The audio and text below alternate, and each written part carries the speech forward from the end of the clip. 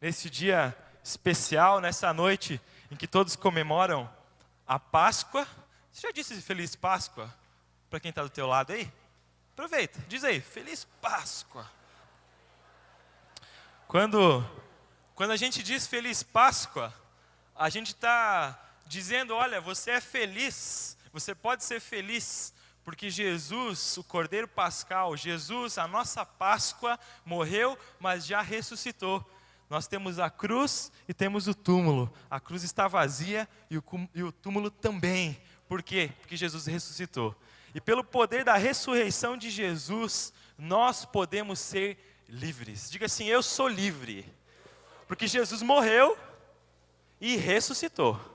Amém? Pega a tua Bíblia, Evangelho de João, capítulo 8, a partir do versículo 31. Nessa noite vamos falar justamente a respeito disso. O título da palavra é Ele conquistou a sua liberdade.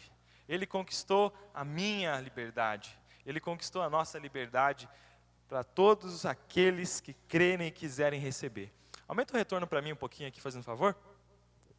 João 8, dos versículos 31 ao 36. Diz assim: Disse Jesus aos judeus que haviam crido nele: Se vocês permanecerem firmes na minha palavra, verdadeiramente serão os meus discípulos. E conhecerão a verdade, e a verdade... E conhecerão a verdade, e a verdade... Está escrito aqui todo domingo, né? Quase todo. E conhecereis a verdade, e a verdade vos libertará. E para aquelas pessoas que Jesus estava fazendo isso, eles responderam para ele. Eles lhe responderam: somos descendentes de Abraão e nunca fomos escravos de ninguém. Como você pode dizer que seremos livres? Jesus respondeu: eu digo-lhes a verdade. Todo aquele que vive pecando é escravo do pecado. Todo aquele que vive pecando é escravo do pecado.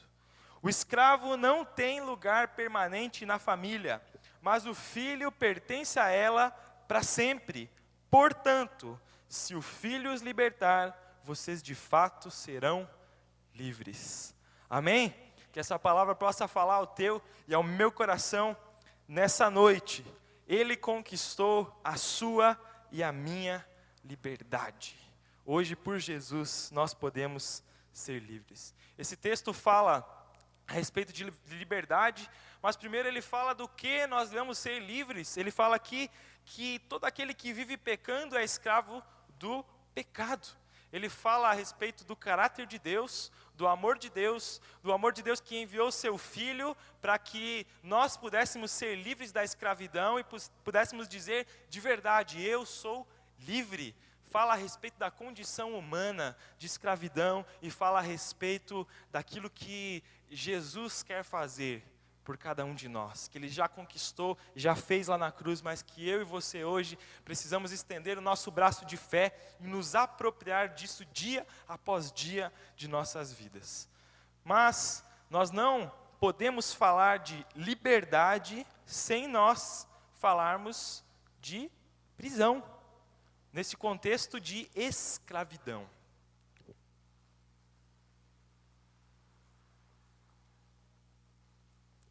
Você deve ter estudado na escola, o Brasil é um dos países do mundo em que mais se explorou a escravidão.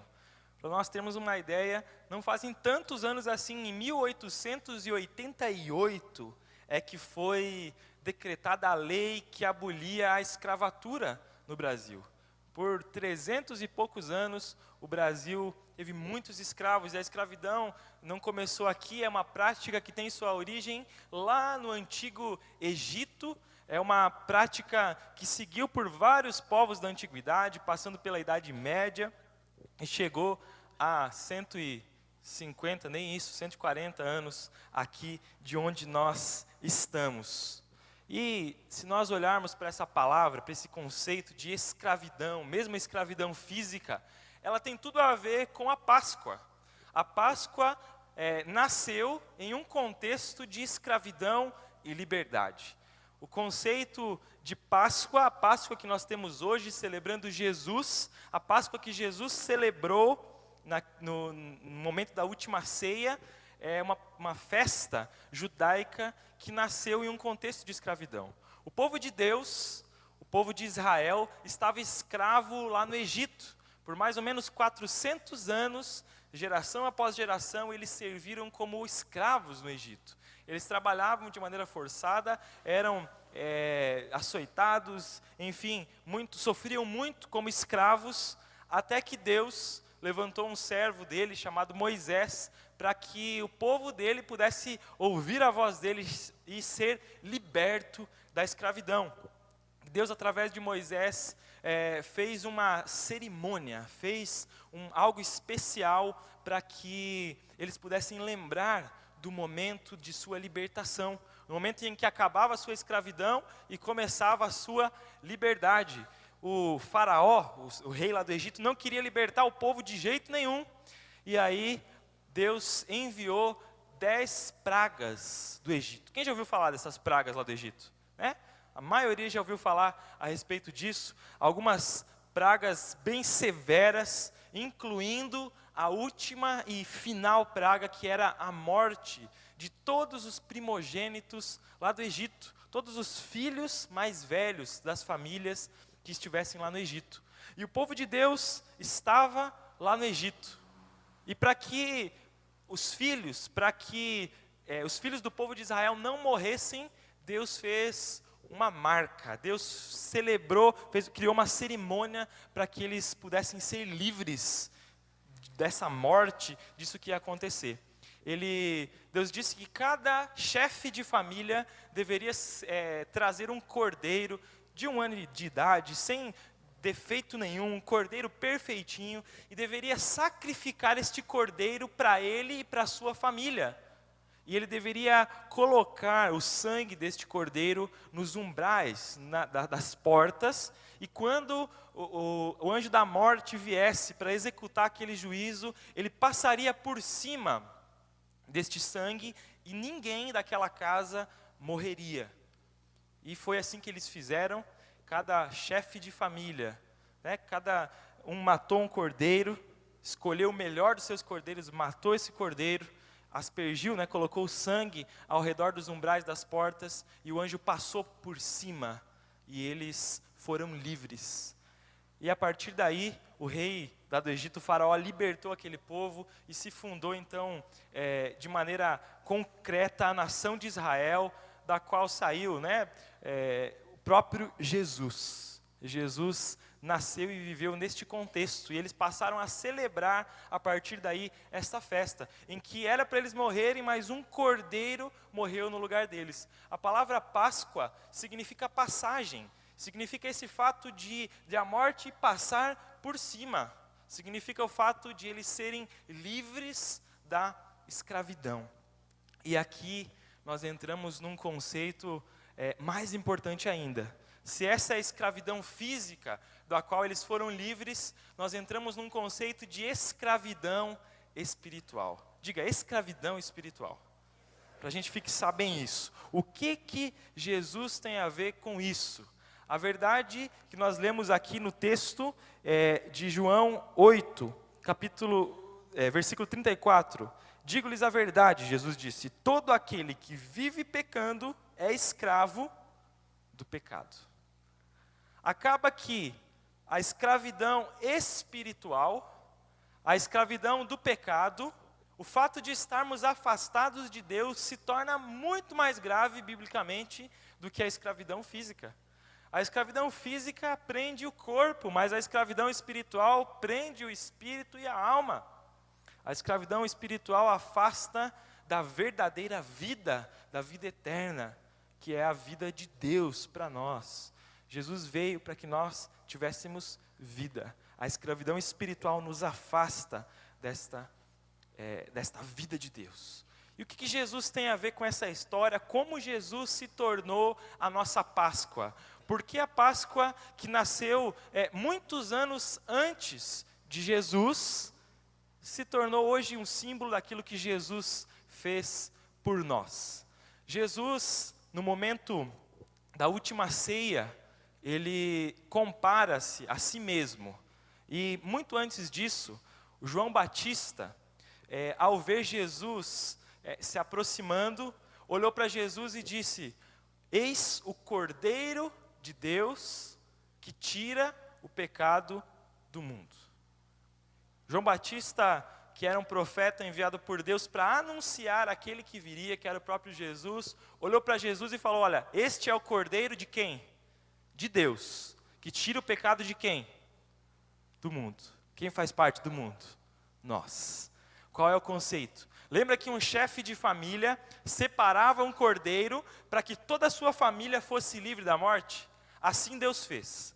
Deus separou um cordeiro livre de todo pecado, livre de toda contaminação. Jesus nunca pecou, Jesus era livre da semente do pecado.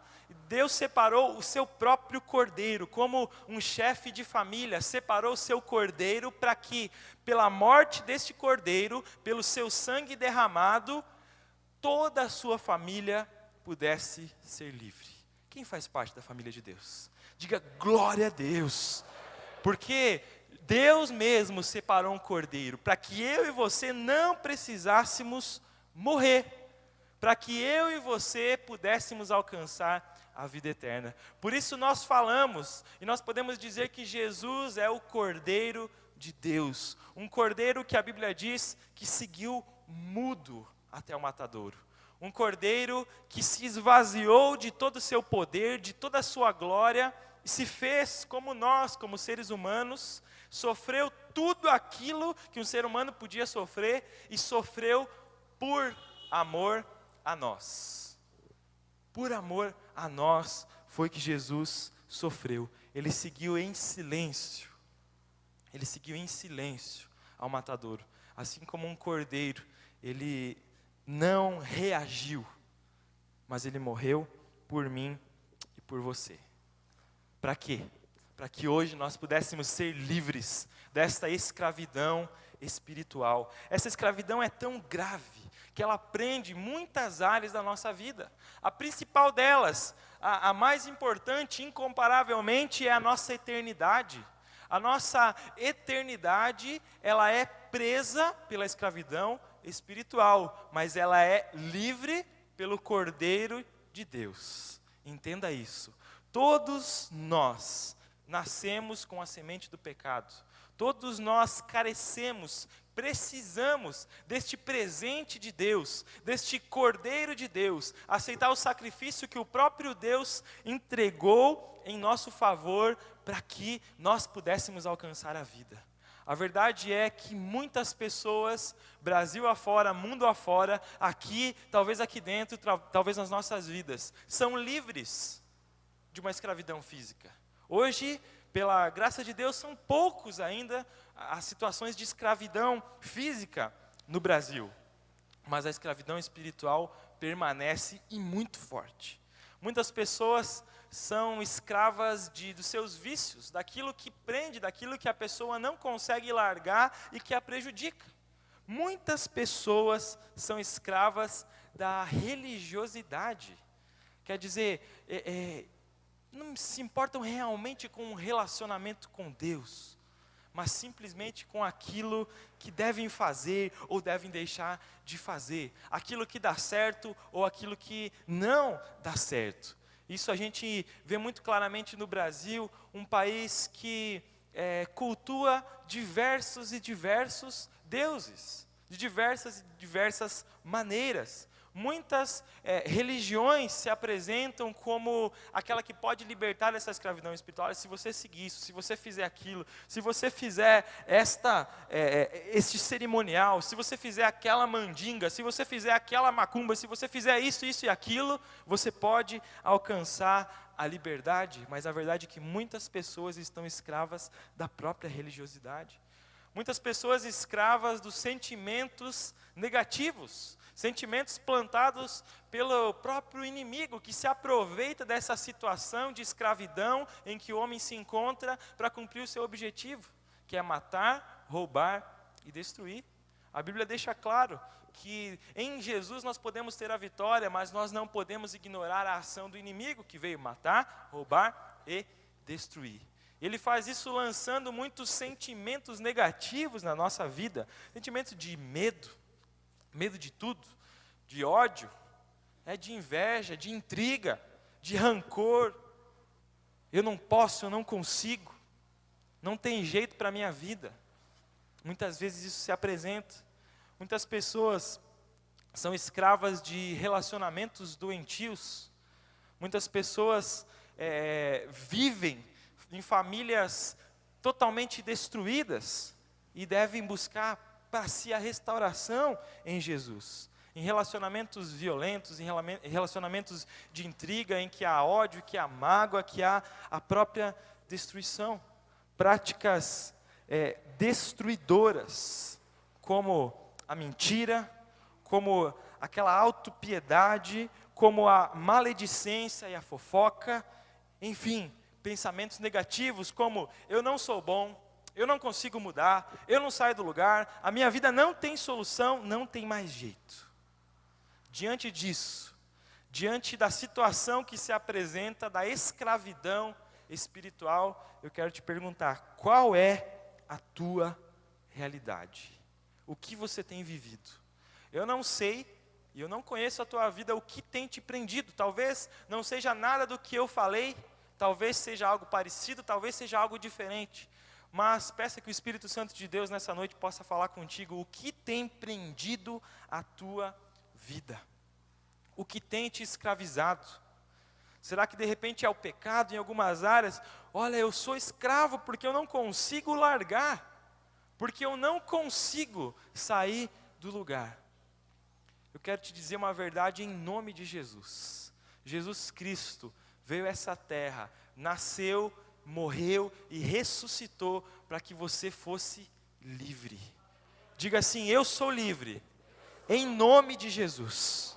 Jesus morreu justamente para que você fosse liberto do jugo, para que você fosse liberto das amarras, para que, de repente, como se correntes estivessem te prendendo, Jesus veio para te libertar. Jesus veio para te mostrar a verdadeira liberdade. A Bíblia diz, como eu falei antes, que o inimigo veio matar, roubar e destruir. Mas fala também que Jesus Cristo veio para nos dar vida. Vida. Vida eterna, vida abundante, capacidade de viver e de enfrentar tudo aquilo que se apresenta e permanecer firme, colocar os olhos em Jesus, aquele que esteve morto, mas que hoje vive. Nunca mais precisamos olhar para Jesus como alguém fraquinho, alguém morto. Quando você olhar para a cruz, lembre dela vazia. Lembre dela vazia, por quê? Porque Jesus ressuscitou. E Ele ressuscitou para que você fosse livre. João 8,36, vamos ler de novo esse versículo, e que você possa receber dele na tua vida. Diz assim, portanto, se o Filho os libertar, vocês de fato serão livres. Amém? Se Ele nos libertar, de fato nós podemos ser livres. A verdade que nós precisamos continuar entendendo, e neste momento de Páscoa, nós precisamos entender para que nenhuma Páscoa na nossa vida mais seja a mesma.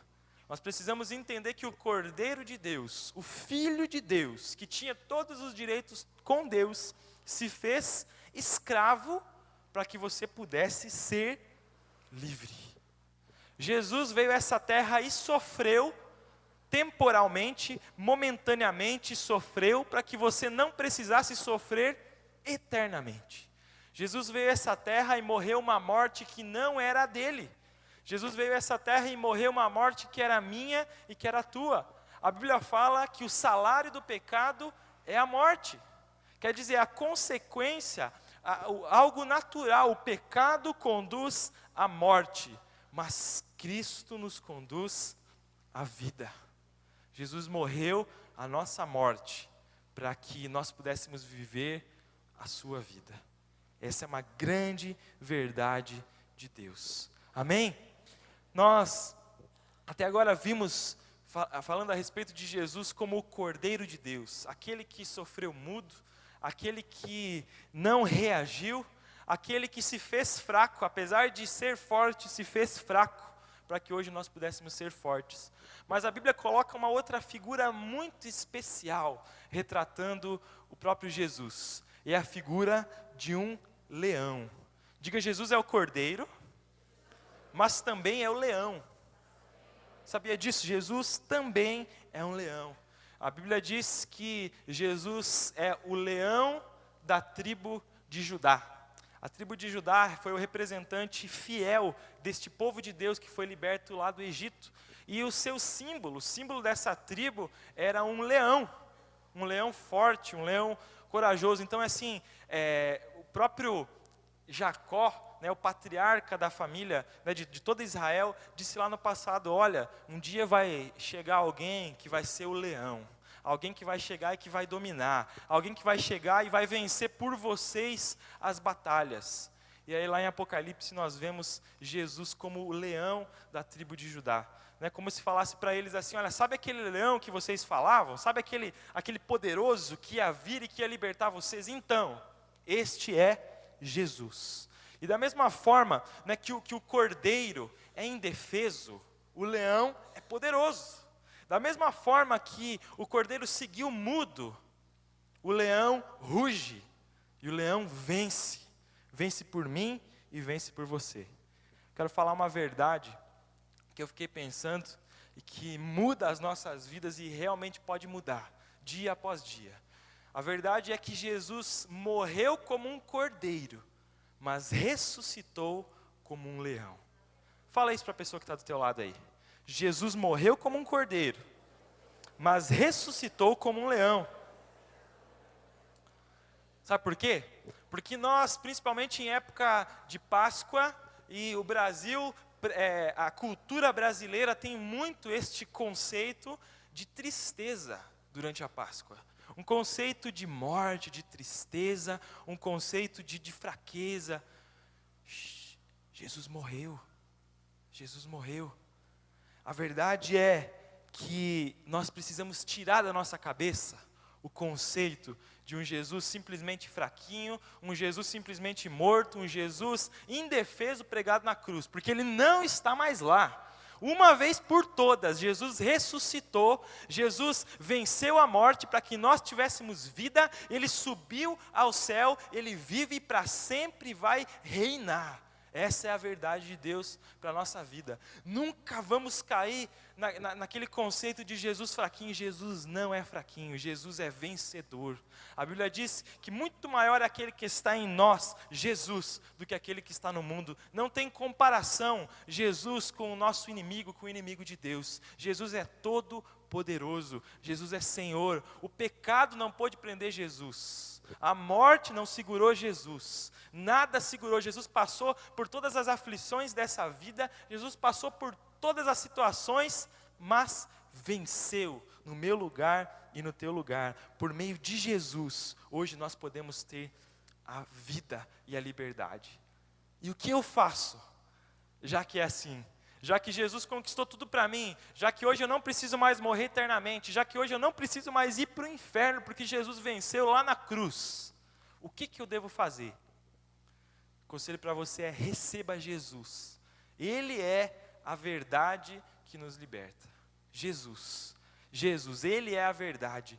Ele disse: eu sou o caminho, a verdade e a vida. Ninguém vai ao Pai a não ser por mim. Hoje, se eu e você recebemos a verdade de Deus na nossa vida, recebemos o próprio Jesus. Ele é poderoso para destruir o poder do diabo. A Bíblia diz em 1 João 3,8, para isso o Filho de Deus se manifestou, para destruir as obras do diabo. Eu não sei qual obra do diabo tem mexido com a sua vida. Não sei se é a ansiedade, o medo, a depressão, os vícios, a mentira, um vazio interior, incredulidade, superstição, se são traumas, se é o pecado, se é uma família destruída. Eu só sei em quem eu tenho crido. Eu só sei que Jesus venceu no meu e no teu lugar.